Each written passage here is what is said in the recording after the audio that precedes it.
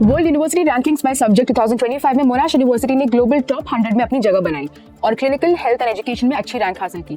लेकिन ऑस्ट्रेलिया के top universities की रैंकिंग में आई गिरावट, जो इंटरनेशनल आउटलुक और नई स्टूडेंट वीजा पॉलिसीज में बदलाव का कारण बन सकती है। प्रेसिडेंट ट्रंप के नए एग्जीक्यूटिव ऑर्डर्स जैसे stricter visa waiting, bright right citizenship खत्म करना और जेंडर डीईआई पॉलिसीज में बदलाव ने एजुकेटर्स और स्टूडेंट्स के बीच चिंता पैदा की है। कॉलेजेस से कहा गया है कि वो कैंपस पर इमिग्रेशन एनफोर्समेंट के लिए तैयार रहें। नैप्सा ने इंटरनेशनल एजुकेशन के प्रोटेक्शन के लिए एडवोकेसी पर जोर दिया है। 1 जनवरी 2025 से ऑस्ट्रेलिया ने सभी स्टूडेंट वीजा एप्लीकेशंस के लिए कंफर्मेशन ऑफ एनरोलमेंट COE को मैंडेटरी कर दिया है, जो पहले लेटर ऑफ ऑफर से होता था। COE के बिना एप्लीकेशंस इनवैलिड माने जाएंगे। साथ ही 2025 के लिए नेशनल प्लानिंग लेवल के अंडर न्यू इंटरनेशनल स्टूडेंट्स की लिमिट 2,70,000 रखी गई है।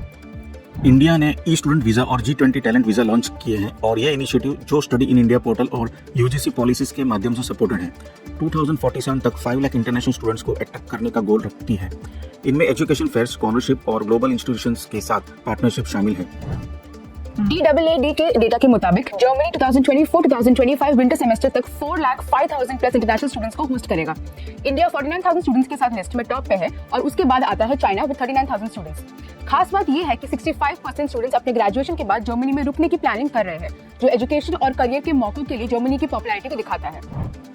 प्रेसिडेंट ट्रंप के नए एग्जीक्यूटिव ऑर्डर्स में वीजा वेटिंग को और सख्त बनाने, कुछ देशों के नागरिकों को वीजा डिनाई करने और लीगल इमिग्रेंट्स के बच्चों के लिए ब्राइट राइट सिटीजनशिप खत्म करने की बात की गई है, जिसमें इंटरनेशनल स्टूडेंट भी शामिल हैं।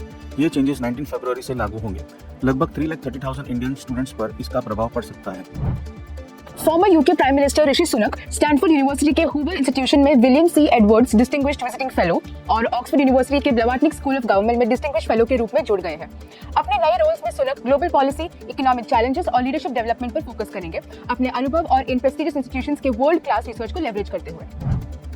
IRCC ने अपने 20% वर्क फोर्स को यानी 3,300 जॉब्स को काट दिया है, जिससे वीजा बैकलॉग और देर होने की चिंता बढ़ गई है। स्टेक होल्डर्स को डर है कि स्टडी परमिट्स के लिए वेट टाइम बढ़ेगा और पॉलिसी गाइडेंस कम हो सकती है, जबकि इमिग्रेशन डिमांड्स बढ़ रही है। ये कट्स इमिग्रेशन टारगेट्स को रिड्यूस करने के लिए किए गए हैं, लेकिन इसका विरोध हो रहा है। यूके एजुकेशन सेक्रेटरी ब्रिजिट फिलिप्सन ने एक नए वीडियो में इंटरनेशनल स्टूडेंट्स को यूके यूनिवर्सिटीज ज्वाइन करने का इनविटेशन दिया, जहां उन्होंने यूनिवर्सिटीज की ग्लोबल रेपुटेशन और ग्रेजुएट रूट के बेनिफिट्स को हाईलाइट किया।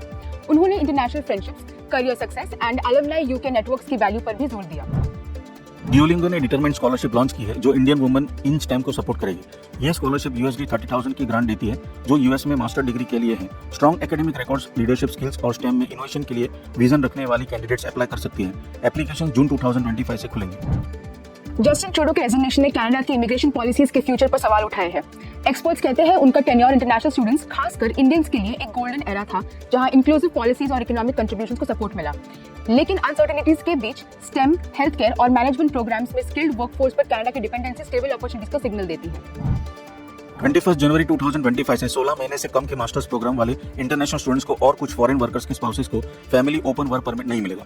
नए पॉलिसी के तहत परमिट्स कुछ स्पेसिफिक प्रोग्राम्स और सेक्टर्स तक ही लिमिटेड है, जो लेबर शॉर्टेजेस फेस कर रहे हैं और डिपेंडेंट्स की एलिजिबिलिटी को अफेक्ट करेगा।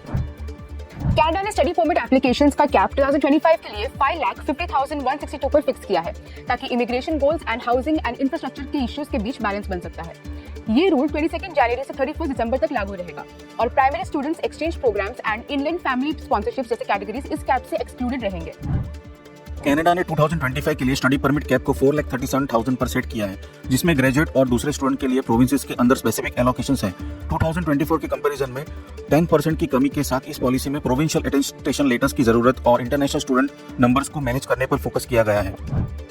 सूरत के एक 68-year-old visa agent Naresh Mehta ने 2 फैमिली से 30.65 लाख लेकर उन्हें कनाडा वीजा देने का झांसा दिया। 2019-2020 के बीच उन्होंने अपने हाई लेवल कनेक्शंस के दावा देकर पैसे लिए, लेकिन वीजा डिलीवर नहीं किया। विक्टिम्स ने नवंबर 2024 में पुलिस कंप्लेंट फाइल की, जिस पर 2025 जनवरी में चार्जेस लगाए गए।